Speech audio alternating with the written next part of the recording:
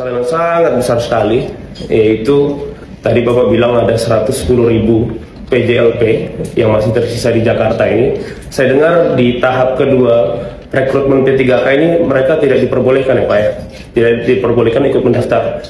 Mungkin kalau berpikir ini menjadi beban untuk pemerintah, ya itu terserah ya. Tapi yang pasti, tolong pastikan status mereka Pak. Jadi izinkan aja mereka mendaftar. Karena saya melihat di provinsi lain, setelah kemarin DPR RI menyuarakan tentang ini, mereka diizinkan untuk mendaftar di P3K gitu, di provinsi lain. Cuma Jakarta aja nih yang masih belum mengizinkan mereka untuk mendaftar di rekrutmen P3K tahap 2 ini. Oke lah, tahap 1 sudah diberikan ke para K2 yang masih tersisa.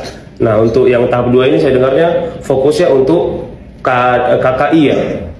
Padahal PJLP ini punya hak juga, karena ada dua landasan undang-undang. Yang pertama UU ASN nomor 20 tahun 2023 pasal 66 menyebutkan kalau tenaga non ASN atau apapun penyebutannya, kan di situ ada kata-kata apapun penyebutannya, itu bisa terkait PJLP, honorer, KKI, itu harus diselesaikan di akhir Desember 2024 ini.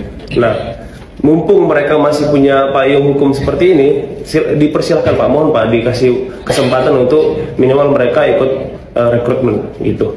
Itu hak mereka di situ. Yang kedua, dari Permenpan RB 347 tahun 2024, ya bunyinya kurang lebih rekrutmen P3K itu diperbolehkan untuk yang pertama tenaga non ASN yang pernah tahun sebelumnya ikut rekrutmen P3K dan sudah terdaftar di BKN, itu diperbolehkan untuk ikut rekrutmen P3K. Dan yang kedua nih yang paling bisa menjadi landasan untuk PJLP ikut mendaftar, yaitu disebutkan juga tenaga non ASN atau honorer, siapapun yang pernah bekerja minimal 2 tahun di pemerintah dan pernah dibayar APBD atau APBN, itu diizinkan untuk rekrutmen P3K. Nah, ini kesempatan terakhir, mengingat 17 sampai 31 Desember ini mereka dibuka kesempatan untuk tahap kedua P3K. Nah, ini tolong diberikan kesempatan gitu. Dan yang pasti juga saya minta tolong untuk Bapak Ketua BKD untuk memerintah kepada kepala dinas atau pimpinan-pimpinan di dinas terkait untuk mempermudah mereka itu dikasih surat keterangan kerjanya untuk menjadi persyaratan di SSCN. Mungkin itu Pak, singkat padat, dan memang ini yang paling krusial hari ini. Terima kasih pimpinan, mohon ini diselesaikan, dan karena mereka juga punya keluarga, mereka punya tanggungan, jangan dianggap mereka cuma barang dan jasa, tapi lebih kita menghargai mereka yang sudah mengabdi banyak untuk Jakarta. P3K ini kenapa ya tadi ya bukan dibatasi, karena memang formasi P3K yang sekarang ini kalau tidak salah untuk jabatan tertentu untuk para medis dan guru ya kan. Nanti kita minta lagi Pak untuk jabatan umumnya, nggak dibatasi, nggak dilarang sih kalau kemudian memenuhi syarat, lawan aja P3K ya Pak. Pokoknya syarat usia, umur, dan dia jalan terus kok, tidak khawatir ya, nggak ada yang melarang Pak.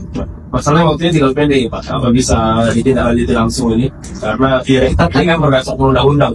Ya, kita minta formasi dulu Pak. Formasi yang turun dari Medpan itu hanya tenaga guru dan tenaga makanya KKI yang diprioritas. Mereka sebenarnya cuma perawat. Mereka sebenarnya cuma niatnya cuma mau masuk di database BKN. Walaupun nanti ujungnya PMS atau apa. Oke, siap. Nanti kita tanggung Pak ya. Ya. Kalau untuk database saja ya maka apa kita ini Pak. Nanti Pak, tapi kalau misalnya nanti mungkin dalam 2-3 hari atau 5 hari ini belum ada hasilnya, saya minta tolong audiensi lagi sama Bapak, nanti sama diwakil mengatur untuk PJ. Siap. Mudah-mudahan kalau bisa langsung ditindaklanjuti nggak perlu itu ya. Saya vaksinasi Pak, luar biasa ini. Jadi terbuka Pak. Puluhan ribu orang yang lagi diperjuangkan Pak. Siap. Kemarin pun kategori 2 kita tampung Pak untuk saya naik ini mungkin botol air Pak. Diulang lagi Pak. Siap Pak.